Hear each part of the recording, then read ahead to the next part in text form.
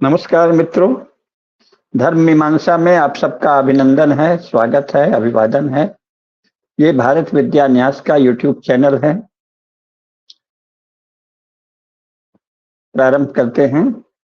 वसुदेव सुतम देवम कंस चाणूरमर्दनम देवकी परमानंदम कृष्णम वंदे जगद्गुरुम। कृष्णाय वासुदेवाय हरे परमात्मने प्रणतक्लेशनाशाय गोविंदाय नमो नमः। यत्र योगेश्वरः कृष्णो यत्र पार्थो धनुर्धरः तत्र श्रीर्विजयो भूतिर्ध्रुवा नेतिर्मतिर्मम। मित्रों, आज एक बहुत ही महत्वपूर्ण घटना भारतवर्ष के सांस्कृतिक मानचित्र में हुई है। आदरणीय प्रधानमंत्री श्री नरेंद्र मोदी जी ने नालंदा विश्वविद्यालय का नए परिसर का, नए कैंपस का उद्घाटन किया है। विश्वविद्यालय की स्थापना थोड़ा पहले हो गई थी, नीतीश कुमार जी के समय ही हुई थी और नीतीश कुमार जी भी वहां उपस्थित थे, जयशंकर जी भी उपस्थित थे। आज नया कैंपस बना है। नीतीश जी ने बताया कि नया कैंपस बड़ा सुंदर है। अब इसकी कुछ बातों पे चर्चा आवश्यक है। पहला तो ये कि बख्तियार खिलजी ने तोड़ा था, इसका बहुत चर्चा है। हो सकता है उसी ने तोड़ा हो, लेकिन जो उससे दूसरी महत्वपूर्ण बात है, पहली बात, जैसा इतिहास बताते हैं वो पुराना तो मिलता नहीं है, अंग्रेजों ने लिखा कोई पुराना रिकॉर्ड कहीं है नहीं, लेकिन उसमें ये बताते हैं कि व्यापारियों के भेष में बख्तियार खिलजी घोड़ों को लेकर लगभग 100 घुड़सवारों के साथ वहां गया और जब व्यापारियों का तो स्वागत ही था, जब व्यापारियों के भेष में नालंदा के पास पहुंचा तो तलवार उठाकर भिक्षुओं के सिर काटने लगा और आग लगाने लगे और वो जल गया। अब इसका कुछ ज्यादा ही अंग्रेजों ने कुछ ऐसे वर्णन किया जैसे कि ये बिल्कुल इससे सर्वनाश हो गया, अंधकार फैल गया। और देखिए, हिंदू इतने, बौद्ध लोग इतने कायर थे कि वहां हजारों बौद्ध थे, तो अगर मैं सिर में केवल पुस्तकें ही उठा उठा के पटकते, 3-3, 4-4 लोग मिलके, तो सारे सैनिक मर जाते, वगैरह वगैरह। झूठ। पहली बात तो ये कि वो ललकार कर शस्त्र युद्ध लड़ने नहीं गया था, अगर सच माने घटना को। और इस तरह से अचानक कोई मारना शुरू कर दे तो कोई नहीं जगता। लेकिन दूसरी बात यह है कि यह घटना वास्तव में घटी या नहीं, इसके लिए पर्याप्त प्रमाण चाहिए। अभी मुझे शंका है कि यह घटना वस्तुतः कैसे घटी थी, लेकिन अगर मान लें कि घटी थी तो भी ऐसा हो जाता है। और दूसरी महत्वपूर्ण बात है कि यह कहना कि हिंदुओं ने कुछ नहीं किया, तो वही बख्तियार खिलजी जब आगे बढ़ के कामरूप की तरफ गया और कामरूप नरेश को सूचना मिली कि इसने नालंदा विश्वविद्यालय जला दिया है, जो इतिहास वो लोग बताते हैं उसी के अनुसार, तो उन्होंने इसको बुरी तरह मारा और इसमें 90 घुड़सवारों को वहीं मार डाला, खत्म कर दिया। 10 घुड़सवार के साथ बख्तियार खिलजी भागा और ऐसे भागा डर के मारे कि इधर उधर भटकता, भूखा प्यासा, और अंत में दिल्ली के आगे तक जाके वहीं दम तोड़ दिया, मर गया। तो जो हमारी वीरता है उसकी तो चर्चा ही नहीं होती। कामरूप नरेश इतने बड़े वीर थे, उन्होंने इस दुष्ट को इसका वध करने की स्थिति में ही पहुंच गए थे और अंत में ये मर ही गया उनके प्रहार से, भटकता भटकता। इसकी चर्चा नहीं होती। लेकिन मुख्य बात तो यह है कि देश के लिए बड़ा उल्लास और उत्सव का विषय है, तो ऐसे मौके पर क्या कहा जाए, स्वागत करना चाहिए। बहुत सुंदर घटना घटी है। लेकिन हम लोग जो राजनीतिक लोग नहीं हैं, बौद्धिक हैं, जिनको विद्या से विशेष का प्रयोजन है, उनको सत्य बोलना चाहिए। तो पहली बात तो यह है कि अगर हम मान भी लें कि बख्तियार खिलजी ने इसको किया था, तो इसमें यह कहना, जो स्वयं प्रधानमंत्री जी ने भी कहा, प्रधानमंत्री जी हम सबके बहुत ही प्रिय हैं, लोकप्रिय हैं, बहुत सम्मानित हैं, देश को बहुत अच्छे से संभाल रहे हैं, हम सब उनका बहुत आदर करते हैं, लेकिन देश में जो अज्ञान का और कुशिक्षा का वातावरण रहा, उसी में वो विकसित हुए हैं और वो कोई बौद्धिक व्यक्ति नहीं है। उन्होंने अलग से विद्या का अध्ययन नहीं किया है और जिन समूहों से, संगठनों से वो जुड़े हैं, वहां भी विद्या का कोई विशेष काम नहीं होता। तो उन्होंने जो सुना, जो तोते की तरह लोग रटते रहते हैं, वही सुना और कह दिया। तो वो सत्य नहीं है कि इसके बाद अंधकार फैल गया। पहली बात कि नालंदा अकेला विश्वविद्यालय नहीं था, ऐसे अनेक विश्वविद्यालय और विद्यालय, महाविद्यालय, गुरुकुल देश भर में थे और कोई एक एक कॉपी इन पुस्तकों की नहीं थी। हमारे यहाँ लेखन की परंपरा अत्यंत प्राचीन वैदिक काल से है। ये तो ओरल ट्रेडिशन इंग्लैंड और यूरोप में था और मूर्खों ने भारत में प्रचारित कर दिया, और फिरंगियों के चेले भारत को भी बड़े शान से वाचिक परंपरा कहने लगे। भारत लिखाड़ देश है, करोड़ों वर्षों से भारत में लेखन की परंपरा चल रही है। ये संसार का सबसे प्राचीन लिखाड़ देश है। वैदिक काल से यहाँ लेखन चल रहा है और प्रतियां भूर्ज पत्रों में, ताड़पत्रों में, सब जगह बड़े बड़े विशाल ग्रंथ तैयार होते रहे हैं, साथ में स्मरण करते रहे हैं। यानी लिखना और स्मरण करना, इनमें कोई विरोध नहीं है। आज भी संस्कृत के छात्रों को सबसे अधिक स्मरण होता है। स्वयं मुझे, अब ठीक ठीक तो नहीं कह सकते, 1 लाख शायद नहीं हो, लेकिन कम से कम 40-50 हजार श्लोक और मंत्र याद है, पूरी तरह जो याद है। अगर आधे अधूरे याद करें तो 1 लाख तक पहुंच जाएगा। बहुत सारे संस्कृत के विद्वान हैं, यहाँ तक कि बहुत से अच्छे मेधावी छात्र हैं जो संस्कृत के नहीं है, उनको भी गीता पूरी याद होती है, कईयों को वाल्मीकि रामायण याद है, उपनिषद, स्वयं मुझे श्रीमद् भगवत गीता याद है, अनेक उपनिषद याद हैं, अष्टाध्यायी तो सबको याद रहती ही है, पुराणों के बहुत से अंश याद हैं, नीति वचन सुभाषित आदि याद हैं, बहुत से गद्य के भी, जैसे कादम्बरी जैसे श्रेष्ठ गद्य के अंश याद हैं, जो उनमें कादम्बरी का वचन है। किंवा संदेशामी आदि बहुत ही प्रेरक, बहुत ही मार्मिक, बहुत ही कोमल, ऐसे बहुत से अंश याद हैं। तो इसलिए पढ़ने, लिखने, पुस्तक लिखने और वाचिक रूप से स्मरण करने में कोई विरोध नहीं है। तो भारत उतना ही वाचिक परंपरा का देश है प्राचीनतम काल से जितना ये लेखन परंपरा का देश है। और यहाँ हर पुस्तक की सैकड़ों हजारों प्रतियां देश भर में रहती थी और सारे देश में अद्भुत विद्वान, उद्भट विद्वान रहते थे। इसलिए ये कथन कि नालंदा विश्वविद्यालय के पुस्तकालय को जलाने से देश में अज्ञान फैल गया, अज्ञान से उपजा कथन है, असत्य है, इसका कोई संबंध नहीं। ज्ञान भारत में कभी भी लुप्त नहीं हुआ। लेकिन एक दूसरी बात है जो आदरणीय प्रधानमंत्री जी ने कही कि इसकी लाल लाल लपटों से अंधकार छा गया। सच ये है कि बख्तियार खिलजी की लगाई गई आग की लाल लपटों से तो कुछ भी नष्ट नहीं हुआ, देश में सब ज्ञान बचा रहा। लेकिन 19वीं शताब्दी में यूरोपीय लोगों ने, फिरंगियों ने और ईसाइयों ने, यूरोपीय ईसाइयों ने जो बौद्धिक छल, झूठे प्रोपोगेंडा और कूटनीति की आग लगाई है, उससे हिंदू बौद्धिकता में अंधकार छा गया है। हिंदू बुद्धि इस समय घोर अंधकार से ग्रस्त है। क्यों? क्योंकि अंग्रेजों ने और अन्य ईसाइयों ने, यूरोपीय ईसाइयों ने जो झूठ प्रचार किया भारत के बारे में। पहले तो बड़े प्रशंसक थे, सब लोग भारत की बड़ी प्रशंसा करते थे, हाँ क्या देश है, कितना ज्ञान है, क्या यहाँ की परिवार व्यवस्था है, क्या न्याय व्यवस्था है, क्या राज्य व्यवस्था है। लेकिन जब भारत में जगह बना के दस्यु दलों की तरह इधर उधर छलघाट से सफल हुए तो वो फिर धीरे धीरे भारत में हीनता भरने के लिए झूठ बोलने लगे।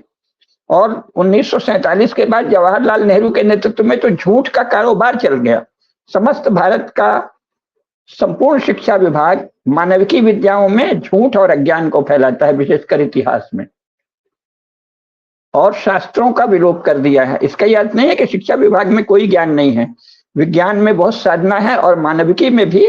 अंत में वित्त शास्त्र, नागरिक शास्त्र और राजनीति शास्त्र के भी सामान्य यूरोपीय जानकारियां तो बहुत प्रामाणिक ढंग से देते हैं। तो मैं ऐसा नहीं कह रहा हूं कि अशिक्षा ही अशिक्षा है, भारत में कोई ज्ञान ही नहीं है, क्योंकि भारत में इतने मेधावी विद्यार्थियों की करोड़ों साल प्राचीन परंपरा है। तो यहाँ हर व्यक्ति मेधावी, बहुत मेधावी होते हैं। 70 से 80% लोग भारत में युवक और युवती बहुत मेधावी होते हैं। इसलिए यूरोपीय पॉलिटिकल साइंस, यूरोपीय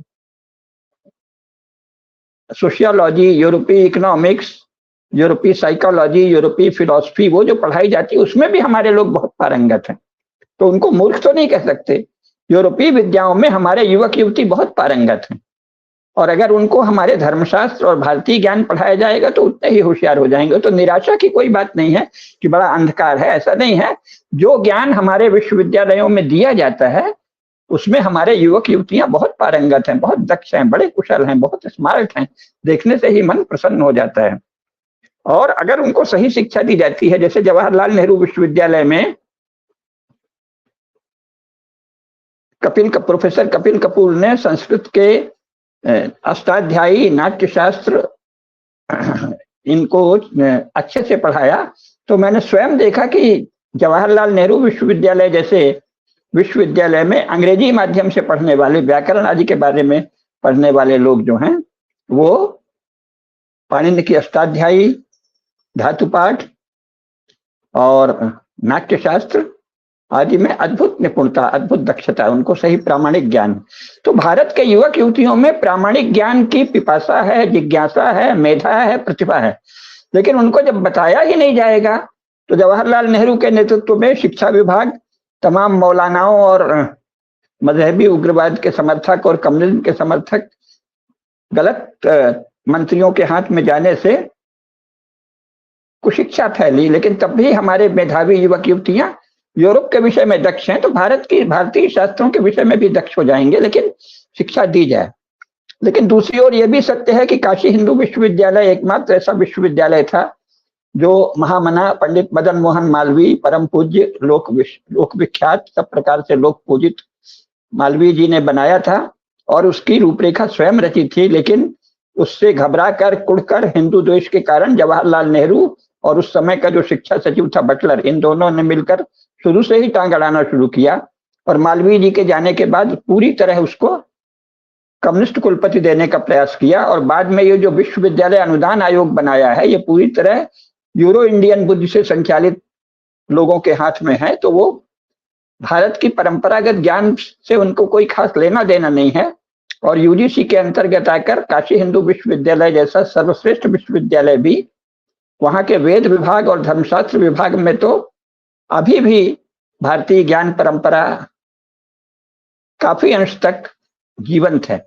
लेकिन बाकी जो मानविकी विद्याएं हैं, राजनीति शास्त्र, इतिहास, वित्त शास्त्र, फिलॉसफी, मनोविज्ञान आदि, उसमें तो वो यूरोपीय ज्ञान को ही पढ़ाया जाता है। तो महामना मदन मोहन मालवीय का जो प्रयोजन था काशी हिंदू विश्वविद्यालय की स्थापना का, जैसा उन्होंने कहा था कि यहाँ से धर्म, अर्थ और काम पुरुषार्थ के क्षेत्र में हिंदू ज्ञान परंपरा के वाहक तेजस्वी युवक युवतियां निकलेंगे, ये हमारी योजना है। तो वो तो नहीं फलीभूत हुआ। एक भी महान राजनीति शास्त्री, महान वित्त शास्त्री, महान दार्शनिक, महान मनोवैज्ञानिक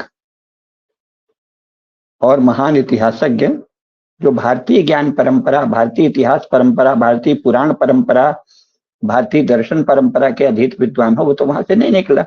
राधा कृष्णन जैसे डफर निकले जो आधे ईसाई और आधे कम्युनिस्ट थे और जिन्हें भारतीय शास्त्रों का कोई खास ज्ञान नहीं था, जिन्होंने शास्त्र मूल संस्कृत में नहीं पढ़े थे, अंग्रेजी अनुवाद में पादरियों की, वो पादरियों के चेले एक प्रकार से कहे जा सकते हैं, ऐसे लोग निकले।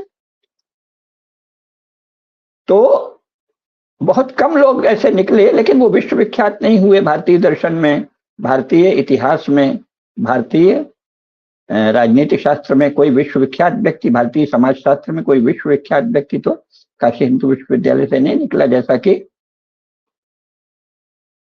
अपेक्षा थी, जैसी कि मालवीय जी की आकांक्षा थी, योजना थी। और सारे ही धर्माचार्यों और सारे महाराजाओं, महारानियों, रानियों, हिंदू महाजनों, बड़े बड़े वैश्यों, सबकी यही अभिलाषा थी, वो सफल नहीं हुई। बल्कि विज्ञान के क्षेत्र में एक से एक मेधावी लोग वहां से निकले। अभी भी जयंत विष्णु नार्लिकर जैसे लोग निकले हैं विज्ञान में, चाहे वो वनस्पति विज्ञान हो, चाहे भौतिक विज्ञान हो, चाहे रसायन विज्ञान हो, चाहे जीव विज्ञान हो, वहां फिर भी बहुत प्रतिभाशाली लोग निकले हैं। आयुर्वेद हो और ये जो रसायन विज्ञान की अनेक शाखाएं हैं, इसके साथ ये जो हर्बल मेडिसिन आदि का ज्ञान है, इनकी भी काफी जानकारी रखने वाले लोग वहां से निकले हैं। लेकिन ह्यूमैनिटीज में तो कोई विश्व में प्रसिद्ध व्यक्ति नहीं निकला काशी हिंदू विश्वविद्यालय से। और प्रयोजन तो था मुख्यतः ह्यूमैनिटीज में, मुख्यतः धर्म, अर्थ और काम के क्षेत्र में हिंदू विद्या, हिंदू ज्ञान परंपरा के प्रतिनिधि तेजस्वी विद्वान और युवक युवतियां पैदा करना काशी हिंदू विश्वविद्यालय से, काशी हिंदू विश्वविद्यालय की स्थापना का प्रयोजन था, वो तो नहीं सिद्ध हुआ। तो नालंदा के संदर्भ में भी ये याद रखना चाहिए कि नालंदा में अगर आप ये मान रहे हैं कि अज्ञान था, अंधेरा था, तो आपने तो जिसे कहते हैं प्रथम ग्रासे मच्छिका पाता है, पहले ही कौर में आपने मक्खी गिरा दी, मक्खी मार के वहीं चिपका दी। और फिर नीतीश बाबू ने और भी करेले पे नीम चढ़ा दिया कि ये 5 धर्मों का केंद्र रहा है। 5 धर्मों से उनका क्या आशय है ये वो बताते। हो सकता है कि उनका आशय जैन, बौद्ध, हिंदू और इस्लाम रहा होगा, फिर एक आध और रहा होगा, कहीं ईसाई का भी न कह दें। हमारे यहाँ तो कुछ भी हो सकता है। नालंदा की स्थापना के समय न संसार में इस्लाम था और न संसार में ईसाइयत थी। लेकिन हमारे जो नीतीश बाबू हैं वो तो बहुत ही ज्ञानी जाति के प्रतिनिधि हैं, ज्ञानी समाज के प्रतिनिधि हैं और ज्ञानी आंदोलन के प्रतिनिधि हैं, समाजवादी रहे हैं और कुर्म क्षत्रिय के गौरव हैं और बहुत ही बड़े विद्वान हैं। कुछ भी कह सकते हैं, जब प्रधानमंत्री ही कह सकते हैं कि नालंदा विश्वविद्यालय के जलने से अज्ञान अंधकार छा गया। अरे आपकी ये जो लाल लपटें हैं ना, जो अज्ञान की लाल या काली लपटें, और जो यूरोपीय ईसाइयों की कूटनैतिक बुद्धि की भयंकर लाल दहकती हुई खूनी लपटें, उससे भारत नष्ट हुआ है। 20वीं शताब्दी ईस्वी में पहली बार भारत की मेधा मंद पड़ी है और फिर जवाहरलाल नेहरू के नेतृत्व में 1947 के बाद सारे भारत में भारत की मेधा को कुचलने का काम हुआ। कुचली नहीं गई, विज्ञान के क्षेत्र में, तकनीकी के क्षेत्र में बहुत प्रगति हुई, बहुत मेधा, लेकिन मानविकी विद्याओं में तो आपने मार ही डाला है भारतीय प्रतिभा को, भारतीय मेधा को, भारतीय ज्ञान परंपरा को। तो नालंदा विश्वविद्यालय की स्थापना का प्रयोजन अगर वो है जो जयशंकर जी ने कहा, जयशंकर हमारे सबसे कुशल और मेधावी और साथी जानकार विदेश मंत्री हैं, तो उन्होंने मूल बात कह दी। और उसके लिए भी नालंदा विश्वविद्यालय बहुत स्वागत की जगह है कि उन्होंने कहा कि ये विदेशों से हमारे संपर्क का भी बहुत बड़ा केंद्र बनेगा। तो वो ठीक है, जो बौद्ध देश हैं विशेषकर, उनसे संपर्क का ये बहुत सुंदर केंद्र है। लेकिन नालंदा विश्वविद्यालय अगर बौद्ध अध्ययन का केंद्र भी बनता है और वो भी बौद्ध अध्ययन उस रूप में जैसा कथित बौद्ध देशों में चल रहा है, तो ये तो राजनीतिक रूप से बड़े काम का होगा, लेकिन ज्ञान की दृष्टि से तो ये अंधकार क्षेत्र ही रहेगा। क्योंकि पहली बात, भगवान बुद्ध स्वयं एक महान हिंदू थे और बौद्ध धर्म नाम का कोई अलग धर्म भगवान बुद्ध ने प्रवर्तित किया ही नहीं। सद्धर्म कहा उसे, वो सनातन धर्म का ही अंग विशेष है। दूसरी बात, बौद्ध धर्म के अधिकृत ग्रंथ, अधिकृत प्रवर्तक, अधिकृत शास्त्रा, परम पूज्य सर्वमान्य शास्त्रा तथागत बुद्ध, सम्यक संबुद्ध तो भारत में ही हुए हैं और सम्यक संबुद्धों की सर्वश्रेष्ठ परंपराएं भारत में ही हुई हैं और सम्यक संबुद्ध के ज्ञानी शिष्य भारत में ही हुए हैं। तो भारतीय ज्ञान परंपरा के जानकार और उसमें दीक्षित और उसमें साधना किए हुए बौद्धों को, अर्थात सनातन धर्म के ज्ञाता और बुद्ध धम्म तथा संघ में श्रद्धा पूर्वक सनातन धर्म के प्रति श्रद्धा के साथ प्रवेश करने वाले जो भारतीय विद्वान हैं, उनको ही बौद्ध धर्म का सच्चा स्वरूप पता होगा। ये जो ईसाइयों के द्वारा फैलाए गए बुद्धिज्म के घटाटोप, जिसमें बुद्धिज्म में ईसाइयत का भयंकर मिलावट है, उसको अगर पढ़ाया जाएगा नालंदा में तो वो अंधकार फैलाएगा। वो जयशंकर की, एस जयशंकर की जो योजना है वहां तक तो अच्छा है कि विदेशों से संपर्क के काम आएगा, लेकिन वो संपर्क किस रूप में फलित होगा? हम उनको जो मूल बौद्ध धर्म है, जो मूल सनातन धर्म के अंगरूप बौद्ध धर्म है, जो मूल भगवान बुद्ध की जो मूल शिक्षा है, जैसा कि हमारे भरत सिंह जी उपाध्याय ने बौद्ध धर्म एवं अन्य भारतीय दर्शन नामक एक महान ग्रंथ में अच्छी तरह प्रतिपादित किया है, अगर उस रूप में पढ़ाया जाएगा तब तो श्रेष्ठ है। और अगर वो ईसाइयों के द्वारा फैलाए गए अंधकार के साथ पढ़ाया गया, जैसा कि अभी भारत में बुद्धिस्ट स्टडीज के नाम से कई जगह हो रहा है, और अगर वो उस विषय में अन्य देशों को प्रमाण मन के सेंस ऑफ अथॉरिटी अगर ये रही कि हम तो बौद्ध के विषय में प्रमाण हो ही नहीं सकते, भारतीय बौद्ध धर्म के विषय में कोई अन्य देश प्रमाण है जो स्वयं ईसाइयत के काफी प्रभाव में भी हैं, अगर ये भावना रही तो नालंदा विश्वविद्यालय से ज्ञान का संबंध तो कट जाएगा, केवल राजनय का संबंध बचेगा। ज्ञान का संबंध रखना है तो भारतीय ज्ञान परंपरा में भली भांति दीक्षित और प्रशिक्षित साधना किए हुए सिद्ध विद्वान, जो बौद्ध धर्म के भी विद्वान हों, अध्येता हों, ऐसे लोगों को मूल में, केंद्र में रखना चाहिए और वो सनातन धर्म के अंगभूत बौद्ध धर्म को भी पढ़ाए, लेकिन नालंदा में केवल बौद्ध धर्म की पढ़ाई होती थी। ये किस मूर्ख ने कह दिया? उस समय का कोई साक्ष्य नहीं है। सनातन धर्म की यदि भव्यता से पढ़ाई नहीं होती और अगर ईसाइयों के द्वारा पिछले 100-150 साल में विकसित ह्यूमैनिटीज की वहां पढ़ाई होती है, तो वो विश्वविद्यालय तो अंधकार का केंद्र बनेगा, ज्ञान का नहीं।